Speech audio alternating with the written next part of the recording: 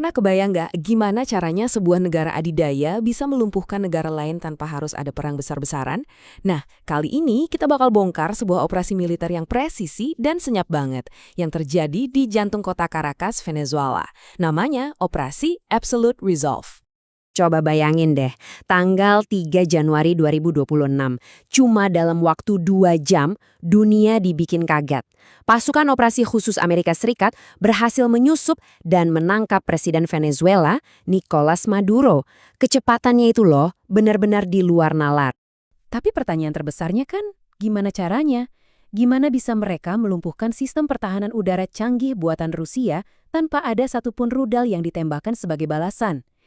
Jawabannya bukan soal senjata konvensional. Ini tuh cerita soal peperangan jenis baru, perang yang terjadi di medan tempur yang bahkan nggak bisa kita lihat. Oke, untuk bisa ngerti gimana semua ini bisa berhasil, kita harus mulai dari lapisan pertamanya, perang di dunia maya. Jadi, pertempuran pertama dalam operasi ini nggak pakai peluru, tapi pakai kode. Petunjuk pertamanya justru datang dari orang nomor 1. Presiden Trump sendiri bilang, kami pakai keahlian teknis untuk mematikan listrik di Caracas. Ini keunggulan teknologi.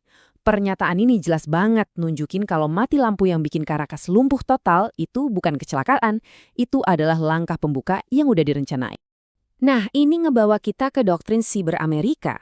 Mereka punya pendekatan 2 cabang yang jitu banget. Pertama, ada Cyberspace Exploitation atau CE. Ini intinya jadi mata-mata digital, ngumpulin intel diam-diam. Kedua, Cyberspace Attack atau CA. Nah, ini baru serangannya, buat ngerusak atau ngancurin target. Di Caracas, dua-duanya jalan bareng dengan sempurna. Serangan siber ini lebih dari sekedar matiin lampu loh. Ini tuh kayak orkestra 3 langkah yang presisi banget. Pertama, bikin kota gelap gulita. Kedua, bikin kacau jaringan komando militer, sebarin kebingungan. Dan ketiga, yang paling penting, buka jalan tol tak terlihat biar pasukan darat dan udara bisa masuk tanpa ketahuan. Venezuela kan pernah juga mati lampu besar-besaran tahun 2019. Tapi yang ini beda banget. Kalau yang 2019 itu tujuannya buat bikin kekacauan politik jangka panjang, yang 2026 ini tuh kayak pisau bedah militer, akurat, terkendali, dan cuma buat satu misi spesifik. Ini nunjukin pergeseran dari tekanan politik jadi aksi militer yang tegas. Oke, dunia maya udah dikuasai. Tapi kan masih ada tantangan di dunia nyata, pertahanan udara Venezuela. Gimana ceritanya pesawat-pesawat Amerika bisa terbang di atas sana tanpa terdeteksi sama sekali? Jawabannya ada di langit. Secara resmi nih ya, Jenderal Dan Kane cuma ngakuin mereka pakai drone yang dipiloti dari jarak jauh. Namanya dirahasiain. Tapi justru keberadaan aset misterius inilah kuncinya. Dan aset rahasia itu adalah RQ-170 Sentinel. Julukannya aja sangar, binatang dari Kandahar. Drone siluman inilah yang jadi mata-mata tak terlihat di atas Caracas, ngasih keunggulan total di udara. Coba deh bayangin gini, satelit itu kan geraknya bisa ditebak, kayak kereta di relnya. Nah, si Sentinel ini beda. Dia bisa gentayangan bebas kayak hantu, nyelinap di antara radar S-300 buatan Rusia.